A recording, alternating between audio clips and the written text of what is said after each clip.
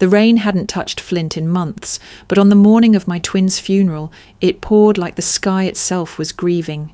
Umbrellas crowded the cemetery, black petals against a bruised sky.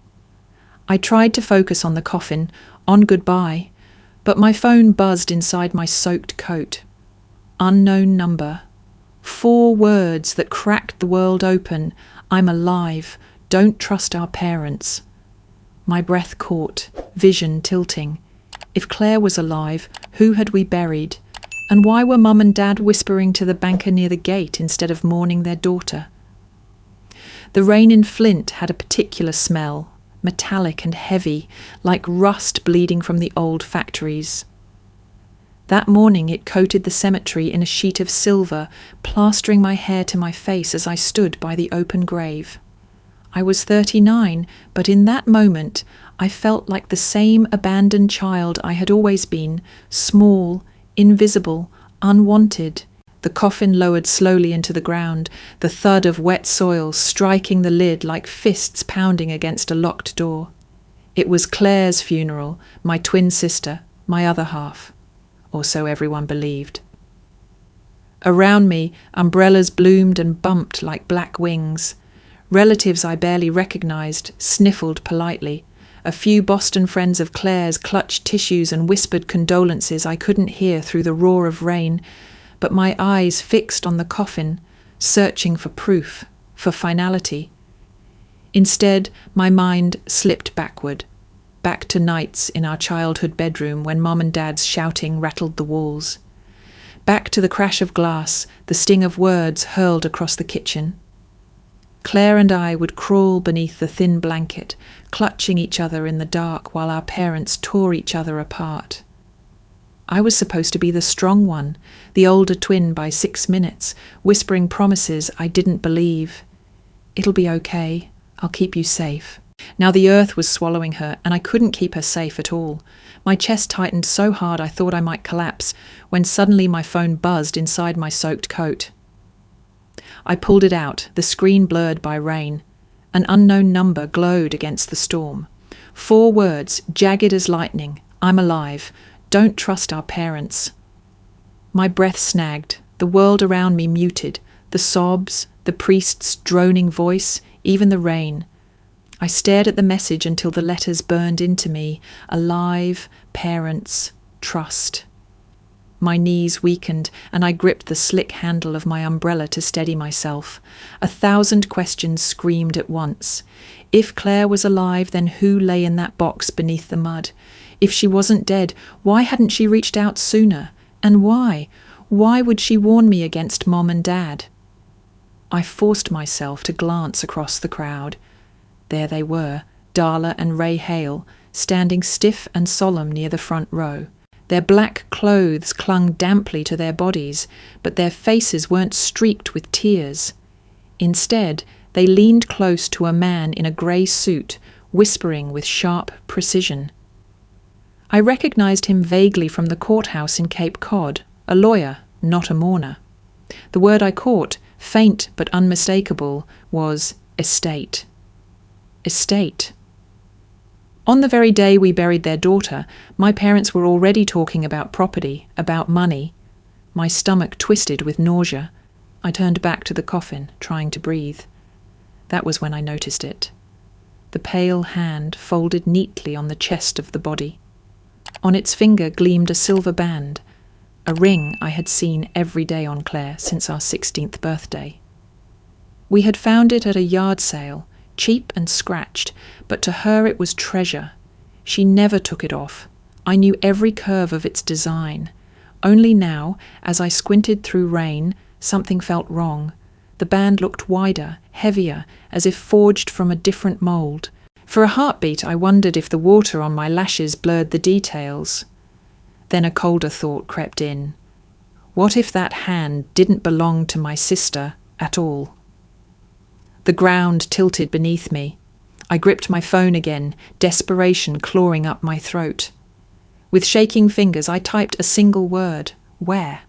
The screen showed typing, 3 dots pulsing like a heartbeat. Relief surged, answers were coming, but before the dots could form words, The screen went blank. Signal lost. My heart plummeted into the same pit as the coffin, leaving me drenched, shivering, and utterly unsure of who had just been buried, or who I could trust. I left the cemetery before the last clump of earth had fallen, unable to stand another second under their watchful eyes. The storm followed me down the slick streets, past shuttered storefronts and sagging porches, until I ducked into a diner glowing like a matchstick against the gloom. The bell above the door jingled weakly. Inside, the air smelled of burnt coffee and grease, the kind of scent that never left your clothes. I slid into a booth by the window, dripping onto the cracked vinyl seat, and pulled out my phone with trembling hands.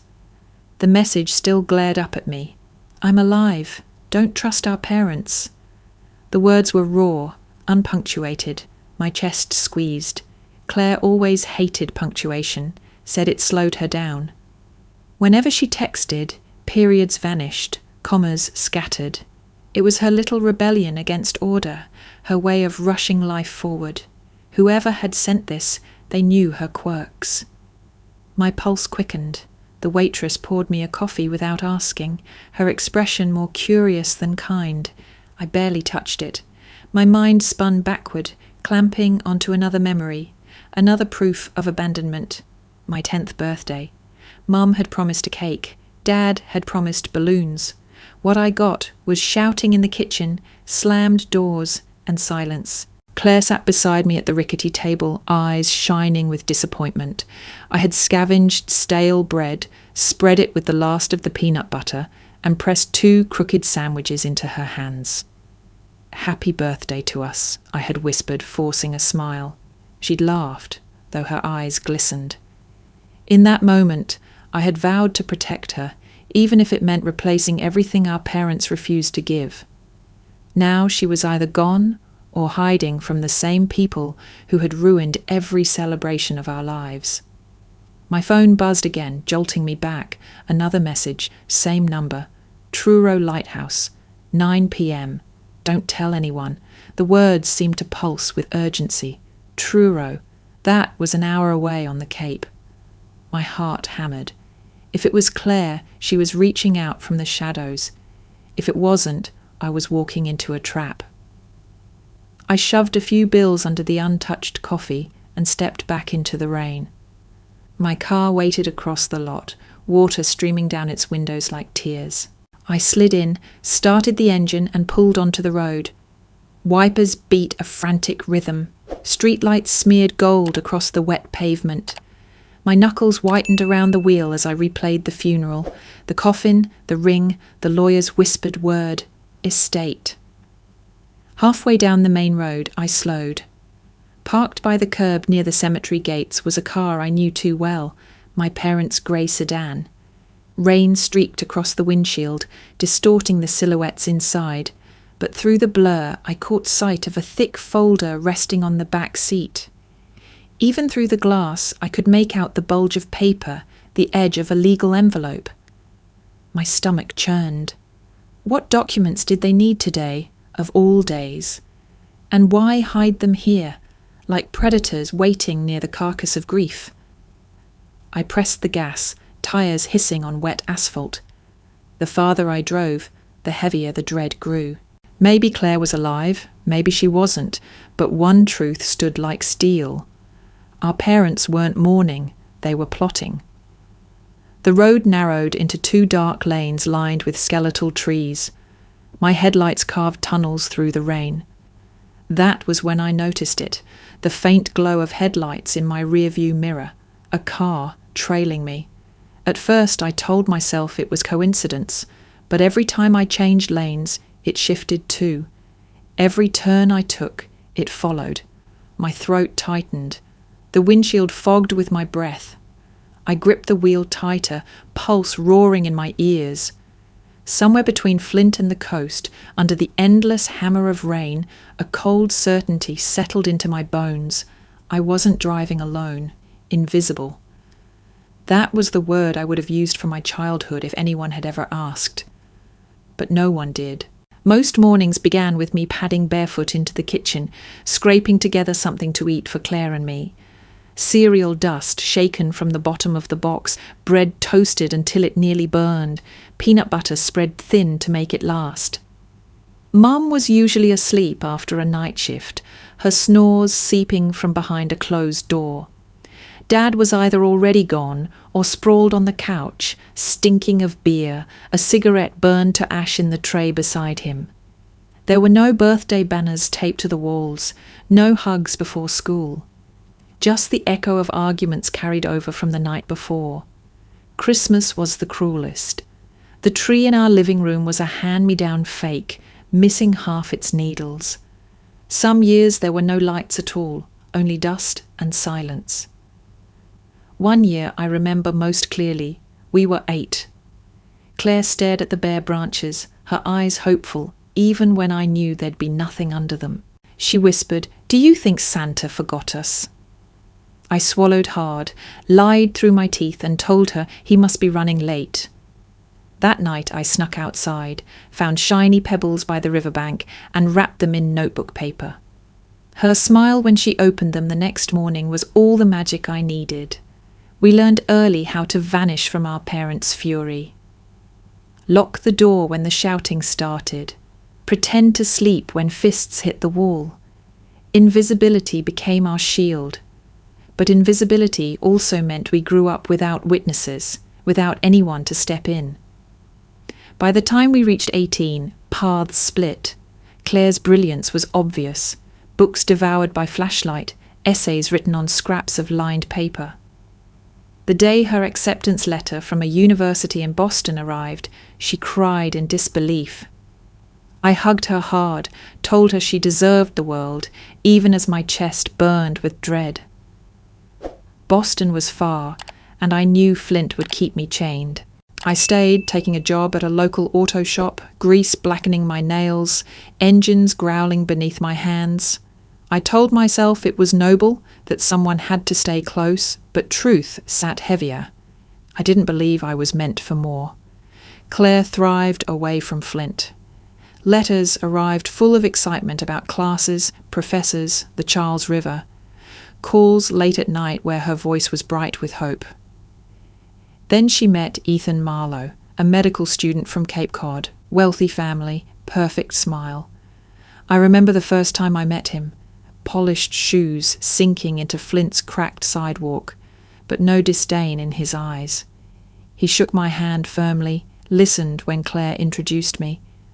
For the first time, I thought maybe she had found someone who could keep her safe in ways I never could. Their wedding was like stepping into another universe. The Marlowes owned a mansion by the sea, chandeliers glittering, champagne flowing. I wore a borrowed dress that felt wrong on my shoulders. When Claire walked down the aisle in white, radiant and trembling with joy, I forgot the divide. For that moment, I believed in happy endings. But endings came fast. Just 3 years later, Ethan grew ill, a rare genetic disease that no amount of money could cure. I stood by Claire's side in the hospital, watched her hold his weakening hand, whispering promises she couldn't keep. When he died, her world shattered, and with it came a fortune, $30 million, the mansion, the yacht, the investments. Claire sobbed when the lawyer explained it, whispered she didn't want any of it without Ethan. I reminded her it was his way of loving her beyond death. But inside, I worried.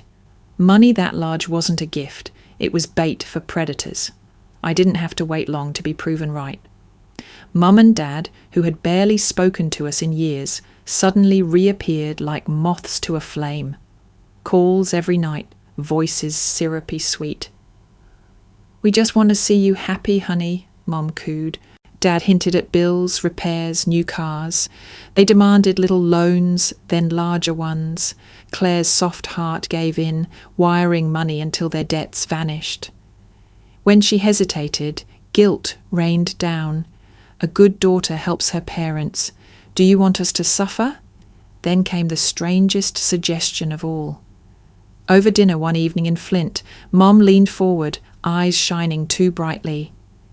"What we need is a family trip, to heal, to reconnect. That yacht Ethan left you.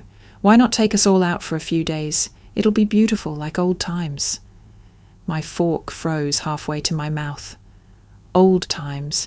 There had been no old times worth repeating. Something in her tone chilled me. It wasn't about love or family. It was about control. Claire smiled weakly, but I saw the confusion in her eyes. My gut twisted, whispering that this family trip was anything but. I used to tell myself I was strong for staying in Flint, but the truth was simpler and far uglier. I didn't believe I belonged anywhere else. Watching Claire soar while I stayed behind filled me with pride and shame in equal measure. She deserved Boston, the Marlowes, Ethan, a world with chandeliers and sea views. I deserved grease-stained hands and paychecks that barely covered rent. Every phone call she made home, bright with stories of concerts and libraries, carved a deeper line in me. I was the leftover twin, the one who stayed behind because I wasn't enough. That feeling grew heavier after Ethan's death. Claire called often, her voice cracking beneath the weight of loneliness. But it wasn't just grief pressing on her, it was them, our parents. I remember one night vividly. I was in my apartment, sitting on the floor eating noodles from a cup when my phone buzzed. Claire's voice trembled through the line. "They won't stop, Lauren. Mum says a good daughter shares her blessings. Dad keeps hinting about me transferring part of the estate to them, says it would prove I still love them." She broke down, whispering, "Maybe they're right. Maybe I owe them." I nearly dropped my fork. "Claire, listen to me. You don't owe them a damn thing. They abandoned us when we needed them. You already gave them money. You've done more than enough." But she sighed, soft and weary. "You're stronger than me. I don't want them to hate me." Her words sliced deep. She still wanted their love, the same love we had begged for as children. I couldn't fault her for craving it, but I knew it was poison. Weeks later she called with a different tone, strangely lighter, almost hopeful. "They think a family trip will help. Mom suggested we all go on the yacht. Just a few days, the ocean, no stress. Maybe it will bring peace." I bit my lip hard enough to taste copper. A trip? On Ethan's yacht, the Whitethorn, a vessel worth more than everything in Flint combined. Our parents, who once complained we were too expensive to feed, now wanted champagne sunsets at sea. I tried to sound neutral, but inside I felt cold. Something was wrong. Claire, though, believed. She said it might help her heal, that maybe seeing them as a family again would close the wound. I didn't know how to break her hope without shattering her spirit. So I promised I'd go, if only to watch her back. Then, the night before the trip, my phone buzzed with a different message. From Mom. Short and strange. "Don't come, Lauren. Let your sister rest. She needs this trip for herself." I stared at the words until the screen dimmed. It made no sense. Claire had invited me eagerly, begged me not to leave her side. Why would Mom suddenly urge me to stay away? My stomach churned with dread. That night I couldn't sleep. Rain tapped against the motel window like impatient fingers. At some point I drifted into a dream where waves rose higher than skyscrapers, black and merciless, swallowing Claire as she screamed my name. I reached for her, but my arms were lead, my feet glued to the deck. The sea devoured her, and all I could do was watch. I woke with a strangled cry, drenched in sweat. The storm outside was real now, lightning splitting the sky. My chest heaved, lungs tight, as if still filled with water. I stumbled out of bed to catch my breath and froze. There, on the floor just inside the motel door, lay an envelope. Someone had slid it under while I slept. My pulse spiked. I bent to pick it up, fingers trembling. The paper was damp around the edges, as if touched by rain. No return address, no name. Just my own written in block letters, Lauren. The Whitethorn gleamed like a jewel against the grey morning, polished decks reflecting slivers of weak sunlight. Claire stood at the bow, her hair whipped by salt wind, smiling wider than I had seen since Ethan's death. "Isn't it beautiful, Lauren?" she called, her voice nearly lost in the gulls' cries. I forced a smile, raising my hand in a half-wave. Inside, unease gnawed at me. Every polished surface, every cheerful ripple felt like a veneer stretched too thin over something rotten. We cast off mid-morning, engines humming steady, crew moving with practiced ease. Claire drifted from rail to rail, touching the ropes, leaning into the sea breeze as if inhaling freedom. I stayed near the cabin, eyes darting to the horizon. Dark clouds bruised the sky far out, smudges that bled wider with each passing hour. By noon, the radio crackled, voices bled in and out, distorted, chopped. The captain frowned, tapping the console. "Interference. Must be weather." My stomach tightened. I watched the dials twitch, the green line wavering like a heartbeat about to flatline. Claire laughed nearby, glass of juice in hand, oblivious to the warning signs. The storm broke fast. One moment the sea was restless but manageable. The next it was a monster clawing at the hull. Wind howled, tearing words from our mouths. Rain came sideways, needles stinging exposed skin. The radio dissolved into static. I grabbed Claire's arm, shouting over the chaos, "Inside, now!" She stumbled with me into the cabin, face pale, eyes wide. Then came the explosion. A metallic scream from the engine room, followed by a concussive blast that shook the yacht like a toy. Alarms shrieked. The deck tilted violently, sending furniture skidding. Claire clutched me, her nails digging into my arm. "Lauren!" The captain shouted something I couldn't catch, his voice shredded by the storm. The yacht lurched, wood groaning, glass shattering. A wave taller than a building rose before us, blotting out the sky. It crashed down, splitting the world into chaos and foam. Water engulfed me, icy knives stabbing my lungs. I kicked hard, fighting to surface. Salt burned my eyes. For a heartbeat, I saw Claire's face above the water, mouth open in a scream swallowed by thunder. Then she was gone, pulled under by the churning black. I thrashed, calling her name, but the storm devoured my voice. Time fractured. I don't know how long I fought. Minutes, hours. The yacht buckled and split, debris scattering like bones. My hands found a floating beam, and I clung, teeth chattering, body bruised. Around me the sea raged, carrying voices I couldn't reach. "Claire!" I screamed again, but the only answer was the slap of waves. When dawn broke, it was thin and merciless. The storm had limped away, leaving a graveyard of wreckage. My lips were cracked, my limbs numb. That was when a distant light flickered.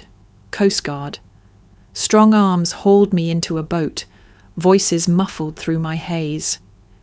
"Any others?" I croaked, though my throat was raw. The rescuer shook his head. "You're the only one we've found." Hospital walls replaced the sea, sterile white, machines beeping. Every time I closed my eyes, I saw her swallowed by water, heard her scream fading into thunder. My body healed, but my heart did not. 2 days later, our parents arrived. Their faces were masks of grief, but I noticed their eyes were dry, calculating. They murmured about arrangements, about how quickly we should let her rest. Too quickly. When the Coast Guard mentioned a body had washed ashore, they seized on it, pushing for a funeral before tests could even confirm identity. At the morgue, the fluorescent light buzzed above the steel table. A sheet was drawn back to reveal a form swollen by the sea. My stomach revolted. I forced myself to look, to see her. A bracelet gleamed on the limp wrist, the silver band Claire wore since 16. My chest cracked open. But then I saw it, the skin above the hip, where Claire had a tiny sun-shaped tattoo. This body had none. The ground tilted again. If this wasn't Claire, then who had we pulled from the sea? And why did my parents want the burial rushed before anyone could ask the same question? The morgue stank of antiseptic and grief. I forced myself to stand tall, to keep my voice steady as I faced the coroner. I want a DNA test, I said, each word sharpened by desperation. This isn't enough. I need to know for certain. He nodded, scribbled notes, and explained it would take 1 to 2 months. Backlogs, procedures, endless delays. I clenched my fists. 2 months of waiting while everyone else moved on. 2 months of silence instead of certainty. Mom pressed a tissue to her eyes, her sobs theatrical. Dad patted her back in a rhythm too neat, like an actor hitting his cues. They murmured to me, "We just want closure, Lauren. Your sister deserves peace." Yet even as they pretended to weep, their whispers with the lawyer grew louder, slipping words I couldn't ignore: estate, transfer, settlement. Not once did they say her name. Within days, the funeral was scheduled. Too fast, I thought, too insistent. Rain lashed the church windows as relatives arrived, murmuring pity. Claire's friends from Boston clutched flowers, weeping openly. Meanwhile, I caught sight of Mom near the entrance, lips moving quickly to a man in a neat suit. His briefcase gleamed, rain dripping from its polished leather. She bent her head and signed something, pen scratching across paper as if she were closing a deal, not burying her daughter. My stomach turned. I wanted to shout, to rip the papers from her hands, but the service was beginning. The priest spoke of rest and reunion in heaven. I sat stiff in the pew, my jaw locked, my nails carving crescents into my palms. I wanted proof, not platitudes. Afterward, while mourners shuffled out, I lingered near the casket. A man in scrubs approached cautiously, his eyes darting to be sure no one was listening. He slipped a folded slip of paper into my palm, his hand cold and damp. I unfolded it when he vanished. 4 words written hastily in pencil. The teeth don't match. My breath froze. I glanced around, but the man was gone. Teeth, dental records. If they didn't match, then the body we buried wasn't Claire's. My pulse roared in my ears. Someone was rushing this, forcing an ending that didn't fit. And my parents, our parents, were the ones pulling strings. That night I returned to my motel, drenched and trembling. I couldn't sit still. My laptop glowed faint blue as I dug through my emails, desperate for answers. Messages stacked up, condolences, work notices, bills. Then one subject line caught me like a hook. Policy confirmation, Whitethorn Insurance. My stomach dropped. I clicked. The email was official, stamped with a company logo I recognized. My eyes skimmed the lines, each word burning hotter. The yacht had been insured 2 weeks before the trip. The beneficiaries, Ray and Darla Hale, my parents. The room spun. I pushed back from the desk, the chair scraping violently against the floor. The air seemed to vanish. All at once, the storm, the wreck, the rushed funeral, the signed papers, it all bent into shape. This hadn't been an accident. It had been engineered, calculated. My knees buckled, and I collapsed onto the thin carpet, the email still glaring from the screen. I pressed my fists against my eyes as if darkness could erase the truth. But the truth was merciless. Claire wasn't in the ground, and my parents weren't grieving. They were hunting her fortune, and maybe, just maybe, they'd settle for nothing less than blood. The lighthouse at Truro rose like a ghost from the rain, its beam slicing through fog in long, lonely arcs. My headlights caught the outline of a small wooden shack crouched in the dunes, its windows glowing faint amber. My chest clenched. Every instinct screamed to turn back, but my feet pressed the gas. I parked on the muddy path, killed the engine, and listened. The hiss of waves, the whisper of wind, the pounding of my own heart. The door creaked when I knocked. For a breath, silence. Then it opened. Lauren. My knees nearly gave out. There she was, Claire, alive, thin, pale, eyes ringed with shadows, but alive. Her hair clung damp to her face, her body wrapped in a fisherman's sweater far too large. She flung her arms around me, trembling. I clutched her as if she might vanish again into the storm. Tears spilled hot down my face. "I thought you were gone," I choked. She pulled me inside quickly, shutting the door as though afraid the night itself might overhear. The shack smelled of salt and smoke, a single lamp flickering on a rickety table. An old mattress lay in the corner, a pile of blankets stacked unevenly. "I've been hiding here," she whispered. "A fisherman pulled me from the wreckage. I begged him not to tell anyone, not yet." I sat hard on the chair, still gripping her hand. "Why? Why not come forward? You don't know what I've been through, what we've been through." Her eyes darkened. "Because it wasn't an accident, Lauren. Someone wanted me dead, and I think it was them." The words dropped like stones in my stomach. I didn't need to ask who them meant. Our parents. Claire leaned closer, voice shaking but firm. "Before the trip, I updated Ethan's will. There's a codicil, a clause. If one of us dies, the other inherits everything. But if we both die, all of it goes to charity, the Children's Relief Fund. Not to Mom and Dad, not to anyone in the family." I inhaled sharply. "So if you had died out there and they thought I had no claim, they'd lose everything," she finished, "unless they found a way to erase me and corner you." The pieces snapped into place, the insurance policy in their names, the rushed funeral, the lawyer lurking at the service. They weren't mourning, they were tidying up loose ends. Claire's hands tightened on mine. "We can't go to them. Not yet. We need proof. Hard proof.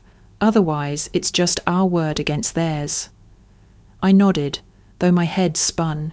"Proof means tracing everything. The money, the insurance, the people they hired. We find the cracks and we pry them open." For the first time since the storm, I saw a flicker of strength in Claire's eyes. She nodded. "Exactly. The fisherman who saved me doesn't want to get involved, but he gave me supplies, kept my secret. He said people have been asking around, people who didn't look like police. We don't have much time." I swallowed hard, scanning the tiny shack. The rain rattled against the roof like knuckles on a coffin. My sister was alive, but the danger hadn't passed. It had only sharpened. We leaned close over the table, whispering a plan. We'd divide our efforts. I would chase the financial trail, insurance documents, bank records, anything that tied back to Mum and Dad. Claire would stay hidden, safe, until we had something undeniable. If they thought she was dead, we had the advantage, for now. My chest ached as I squeezed her hand again. "I almost buried you, Claire." I stood there while they lowered a stranger into the ground. Her lips trembled, but her gaze held steady. "You didn't bury me. You kept looking. That's why I'm here." Outside, the lighthouse beams swept across the waves, a silent metronome counting down the moments we had left. 2 mornings later, I drove into Cape Cod under a thin veil of fog, my pulse hammering the whole way. The address Claire had whispered belonged to a lawyer she trusted, Evan Whitaker. His office sat above a row of weathered shops, blinds drawn, the brass letters on the door dulled by salt air. I knocked, half expecting silence. Instead, the door swung open to reveal a tall man with silver-streaked hair and eyes sharp as cut glass. "Lauren Hale?" His voice was low, steady. I nodded. "Come in. Claire said you might come." The name of my sister on his lips nearly unravelled me. I stepped inside, wary. The office smelled of old books and sea brine, stacks of files lining every surface. He gestured for me to sit, then pulled a folder from his desk. "Your sister entrusted me with her will after Ethan's death, including the codicil she mentioned." My throat tightened. "So it's real." He slid the document across the desk. Legal language danced before my eyes, but the meaning was clear. If one sister died, the other inherited everything. If both perished, the estate bypassed all family, diverted to the Children's Relief Fund. I exhaled slowly. It was ironclad. Evan leaned forward, fingers steepled. "That codicil is precisely why you're both in danger. It cuts your parents out completely. If Claire is gone, they have motive to remove you as well, or at least convince the world you're incapable of inheriting. My hand shook as I closed the folder. Then we need proof, enough to destroy whatever game they're playing. He nodded. You'll need to attack this from 3 directions. First, the marina. Find anyone who saw unusual activity before the Whitethorn sailed. Second, the financial trail, insurance, bank transfers, suspicious accounts. Third, the saboteur, someone tampered with that yacht. Find him, and you'll have a witness. The weight of it settled like an anchor in my chest. I swallowed. That's a war. Evan's gaze didn't waver. But it's one you can win. If you gather the evidence, I can handle the legal front. Until then, keep Claire hidden. Her survival is your greatest weapon. I nodded, standing. Determination steadied my knees. At the door, Evan's voice stopped me. There's something else you need to know. I turned. His face was grave. The insurance policy your parents took out, it wasn't meant for you. If Claire had died at sea, you wouldn't have seen a cent.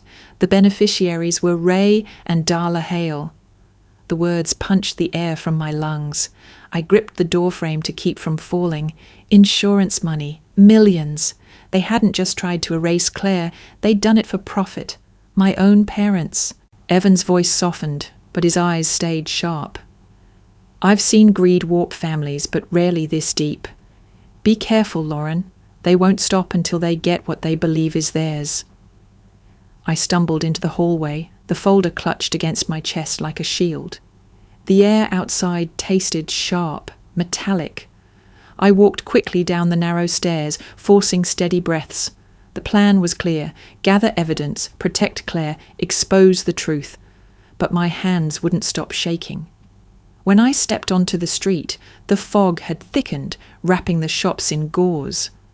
I moved toward my car parked half a block away, the pavement slick with mist.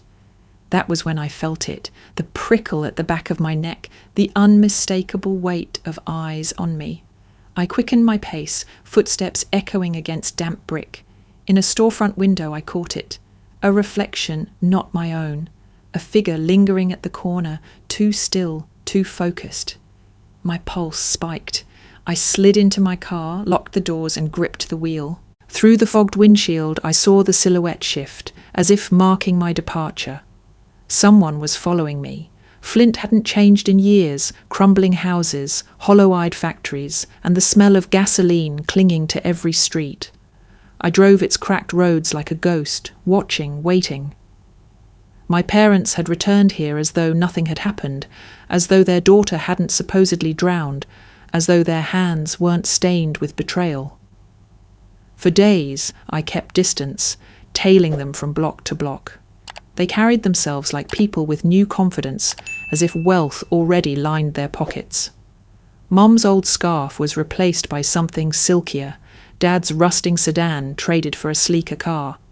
I noted it all, my stomach twisting tighter. It was on the 4th night I saw it. Them slipping into a bar on the edge of town, a place reeking of smoke and spilled beer. I parked far down the block, pulled my hood low, and stepped inside after them. The room buzzed with cheap laughter and the rattle of pool balls, but my eyes locked instantly on the corner booth. Ray and Darla sat across from a man in a dark coat, his baseball cap pulled low. Mason Cole. The name had surfaced in whispers at the marina, but now he sat right in front of me, his posture restless, his eyes darting. My parents leaned in, voices low. I couldn't hear over the jukebox, but I saw the way Mason rubbed his fingers together, the universal sign for money. My blood iced. I ordered a beer I had no intention of drinking, then slipped outside after them. Minutes later, Mason left the bar alone, climbing into a battered pickup. I followed, headlights dimmed, heart pounding. He drove toward the industrial wasteland at Flint's Edge, where abandoned warehouses gaped like broken teeth. His truck rolled into a yard littered with rusted drums and oil stains. I killed my engine, waited until he disappeared inside, then crept forward. The warehouse smelled of diesel and rot. My footsteps echoed on the concrete, every nerve in my body sparking. I found him near the back, crouched beside a workbench, tools scattered.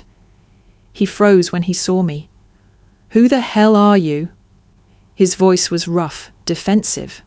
I stepped closer, pulling out my phone, thumb hovering over the recorder. "I'm Lauren Hale, Claire's sister." His face twitched, panic flashing across it. He started to back away, but I cut him off. "I know what you did to the yacht. I know you tampered with it." He laughed, but it was brittle. "You don't know anything." I raised my phone so he could see the red light blinking. "Say it. Tell me what they paid you for." He cursed under his breath, pacing, rubbing the back of his neck. "Your parents," he spat finally. "They gave me 50 grand to mess with the Whitethorn. Told me to cut the sat phone antenna, tamper with the engine so it would fail in a storm. Said it just needed to look like an accident." My stomach dropped, even though I'd expected the answer. "You admit it, right here, right now." His eyes flicked to the phone and I angled it toward him. He swallowed. "Yeah, I did it. They paid me. I didn't think anyone would die, I swear. Just sabotage, that's all." I stepped closer, voice low and cold. "My sister almost drowned. People did die." Mason's gaze broke, falling to the oil-stained floor. "I needed the money. They promised more after the insurance came through." The words hit me like a hammer. Insurance. Proof, layered upon proof. I steadied my hand, making sure the recording caught every syllable. Silence stretched between us, broken only by the drip of water somewhere in the rafters. Mason shifted uneasily. "You've got what you came for. Now leave me the hell alone." I pocketed the phone, my hands trembling. "If you ever come near Claire again, if you even breathe her name, I'll make sure you lose more than money." He didn't reply, just slumped against the workbench, defeated. I turned, my chest heaving, the recording burning hot in my pocket. Outside, the night air reeked of gasoline. I staggered toward my car, the echo of Mason's confession replaying in my mind. $50,000 handed over by my parents to sink their own daughter's life. The stains on Flint streets weren't just oil anymore, they were blood. The recording on my phone felt like a live grenade in my pocket. Mason's voice, shaky, guilty, terrified, repeated in my head as I drove back into town. I needed more than his words, though. I needed paper, numbers, signatures, proof that couldn't be twisted away in court. That night I called an old friend, Marcy, who worked at a regional insurance company. We hadn't spoken in years, but she picked up, groggy and cautious. "Lauren, it's late. What's wrong?" I lowered my voice. "I need a favor, confidential. Do you have access to policies connected to maritime vessels? A yacht called the Whitethorn."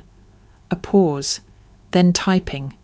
I imagined her fingers flying over keys, her eyes narrowing at the screen. Minutes stretched into an eternity.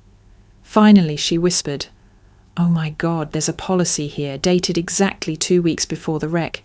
Value astronomical, and the beneficiaries," she hesitated. "Tell me." "Ray and Darla Hale." My throat went dry. Even though I'd suspected it, hearing their names made bile rise in me. "Can you send me proof? Just a screenshot? Anything?" Marcy agreed reluctantly. A few minutes later, my email pinged with an attachment. A blurry image of the policy, numbers sharp enough to recognize, names spelled out in black ink. My parents had gambled their souls on an insurance payout. But I wasn't done. Mason had hinted at more money, bribes, transfers. I dug deeper. Using contacts at the bank where I once processed auto shop payments, I begged a clerk to search for unusual activity tied to my parents. The risk was enormous, but pity cracked her professionalism.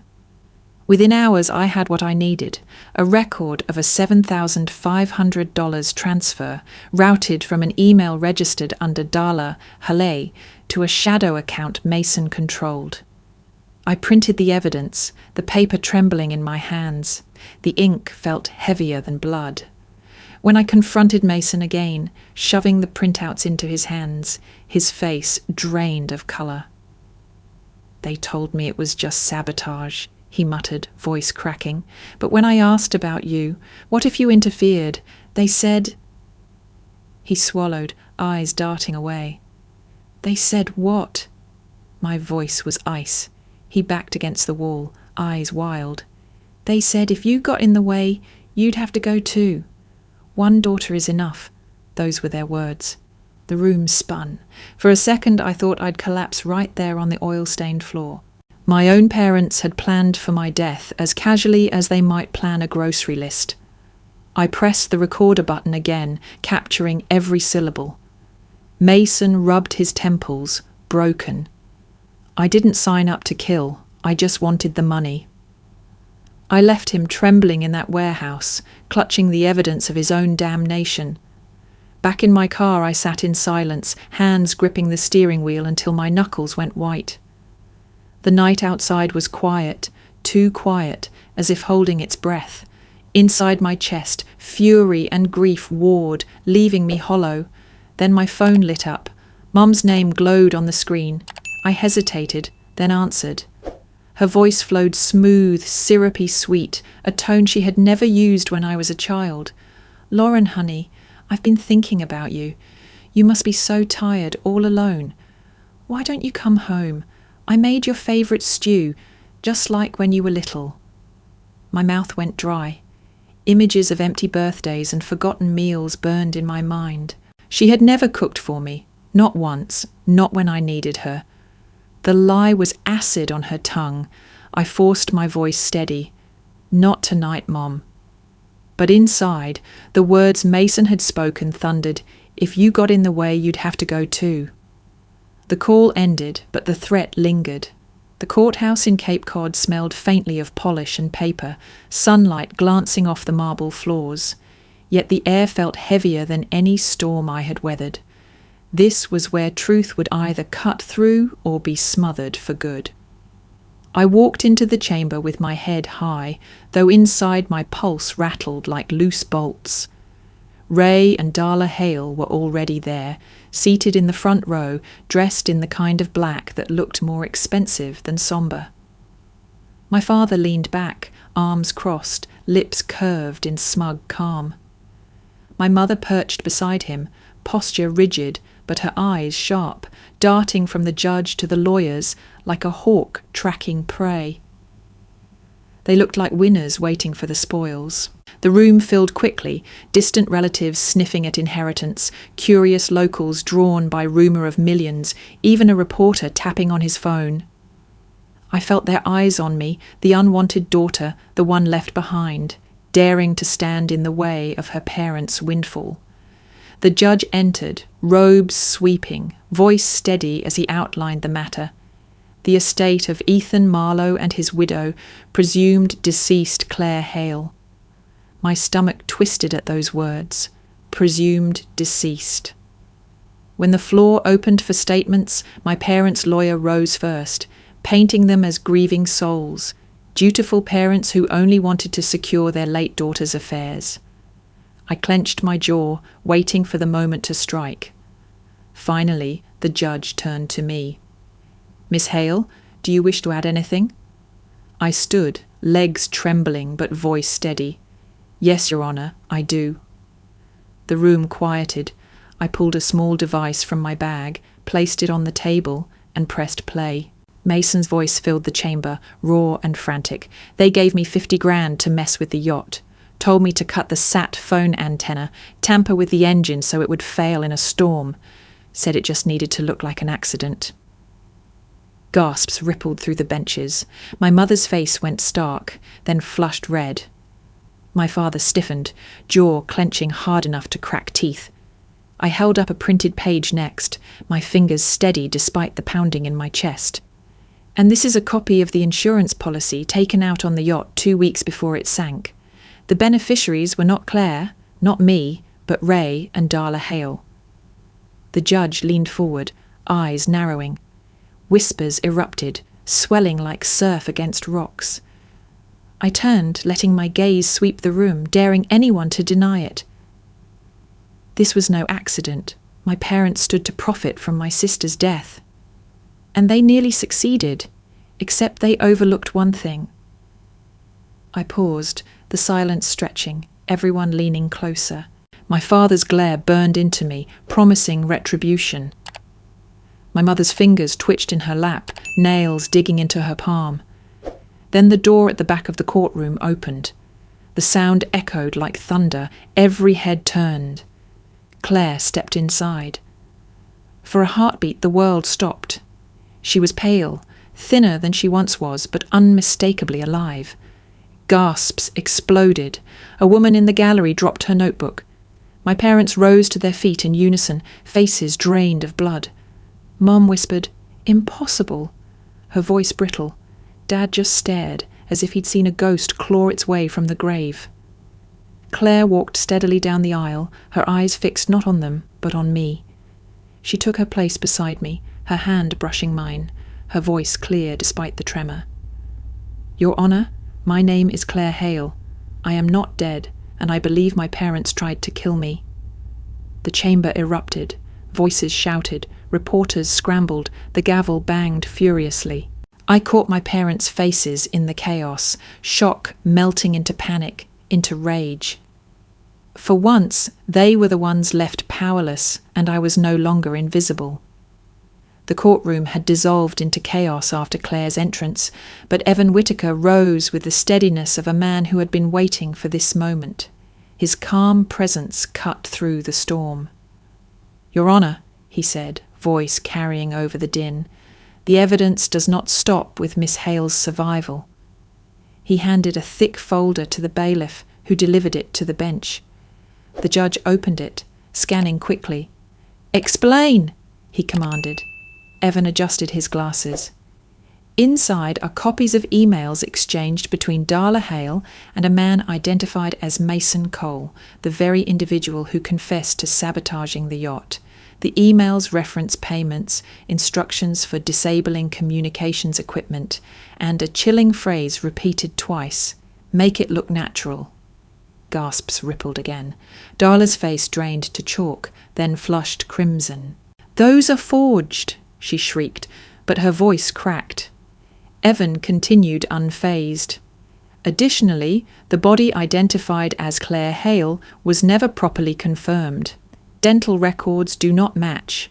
A coroner's assistant documented the discrepancy, but was pressured to remain silent.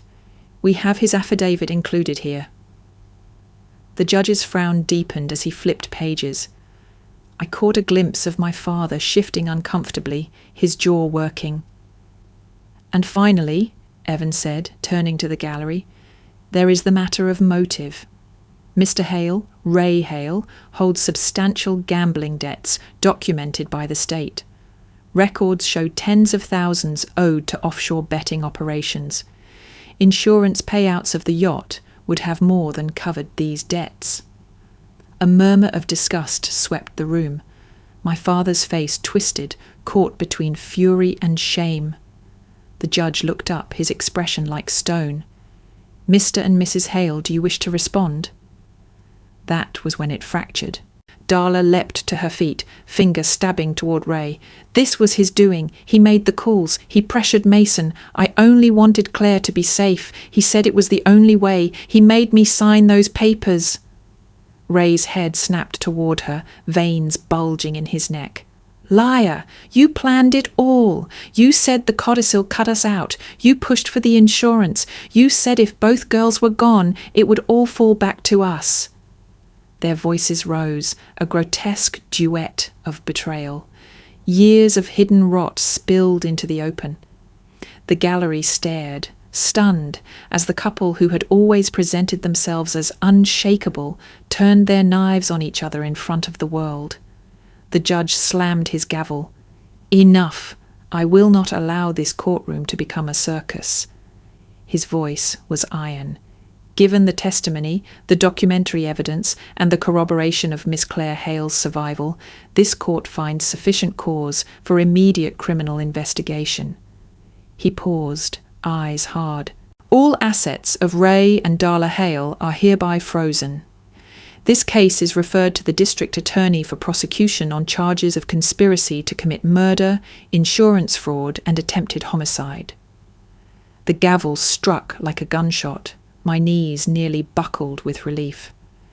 Claire's hand found mine under the table, trembling but firm. For the first time in years, we were no longer invisible. Court officers approached my parents. Darla's mask cracked into hysterical sobs, but no one moved to comfort her. Ray's glare burned across the room, but his wrists trembled as the cuffs clicked shut. When it was over, the chamber emptied into the bright afternoon outside. Reporters swarmed, microphones shoved forward, questions flying. Evans shielded us as best he could, ushering Claire and me through the throng toward the courthouse steps. My sister clung to me, her body still fragile, her spirit still raw. We were almost free when a voice cut through the noise. "Claire Hale?" We turned. A young man stood just beyond the reporters, his eyes fixed on Claire. He looked no older than 20, dark hair falling across his forehead, jaw tense with something between fear and defiance. "I'm your brother," he said, his voice carrying even over the shouting. "Ray Hale's son, your father's other child." The world custody. I watched on television as they were led into the county jail, wrists cuffed, faces pale. They did not look like grieving parents anymore. They looked like criminals stripped of their masks. The irony twisted inside me. These were the people who once told me I was nothing, and now the world knew who they truly were. Mason Cole struck a deal almost immediately. His testimony, combined with the recordings and bank transfers, sealed the case. He admitted everything, how he'd been paid to sabotage the yacht, how he'd cut the sat phone antenna and tampered with the engine. He was no hero, but his words were nails in the coffin of my parents' lies. Watching him sign the papers, I felt no sympathy. He was a tool, and tools are meant to be broken when their work is done. Claire's survival became the centre of the storm. For days, she barely left my side. Together, we went back to Cape Cod one last time, walking the halls of the mansion Ethan had left her. Its grandeur seemed hollow now, rooms echoing with a silence money could never fill. She stood at the window, overlooking the sea, hair catching the light. "This place was never mine," she whispered. "It was Ethan's dream, not mine." So she sold it. Every chandelier, every polished stairwell, every reminder of a life that had turned into a cage. The money went into a foundation she named the Ethan and Claire Fund, aimed at children in Flint, kids like us, invisible and forgotten. The first initiative bought warm coats and stocked libraries in the very schools we had once trudged through with empty stomachs. When I stood at the opening ceremony, surrounded by children clutching new books, tears pricked my eyes. For the first time, our pain had been turned into something that mattered. For me, healing was slower, quieter. Nights were still filled with dreams of waves swallowing me whole, of hands slipping away beneath black water. But I stopped waking with guilt clawing at my throat. I stopped hearing my parents' voices telling me I wasn't enough. Therapy helped. Time helped more. I learned to say the words I'd never dared. It wasn't my fault. I began to rebuild small things, fixing bikes again in my garage, not for money, but for the neighborhood kids who couldn't afford repairs. Walking along the Flint River with Claire, the same river that had nearly drowned us once, but now felt like a witness to our survival. Sometimes we'd sit on its banks, tossing stones, and talk about futures we had never believed we'd earn. The town's whispers changed too. Where once people looked through me, now they nodded, offered quiet words of respect. It wasn't validation I sought, but it softened the edges of loneliness I had carried so long. One evening, Claire and I sat together in my small kitchen, the air rich with the smell of tomato soup simmering on the stove. She set her spoon down, eyes meeting mine. "We don't owe them any more," she said softly. "Not their memory, not their shame. We're free." Her words settled deep, warm and steady. For the first time, I felt it too. Free. No longer chained by the weight of parents who had chosen greed over love. We had lost much. Years of peace, the innocence of childhood, the trust a daughter should have in her parents. But we had chosen each other. And in that choice, we had built something stronger than blood. The letter arrived on a Tuesday morning, but before that, there was closure of a different kind. The DNA results came back after weeks of waiting, a slim envelope stamped with the state's seal. My hands shook as I tore it open, eyes darting across the page. The remains we buried weren't Claire at all. They belonged to Clara Monroe, the young assistant hired for the voyage. Relief and sorrow hit me in equal measure. Clara had been collateral damage, another life devoured by the storm our parents had created. I showed the report to Claire, who pressed the paper to her chest, tears streaming. "She saved me," she whispered. "If the world thought it was me, maybe that's the only reason I had time to hide." We vowed to honour Clara, not let her be forgotten. Weeks later, Claire and I chartered a small boat out of Cape Cod. The ocean was calm that morning, a far cry from the nightmarish waves that had nearly claimed us. We carried an urn, not of ashes but of tokens, a locket Clara once wore, flowers dried from her memorial, and small notes of gratitude we had written. Together we scattered them into the wind, watching the sea take them gently. Claire whispered a prayer, her voice trembling, while I placed a hand on her back. The gulls wheeled overhead, and the lighthouse beam swept across the horizon like a silent witness. It felt like an ending, but endings rarely stay clean. That Tuesday, a plain white envelope slipped under my door reminded me of that truth. My name was scrawled in block letters. Inside was a single sheet, no signature, no trace of who had sent it. Just a line written in black ink.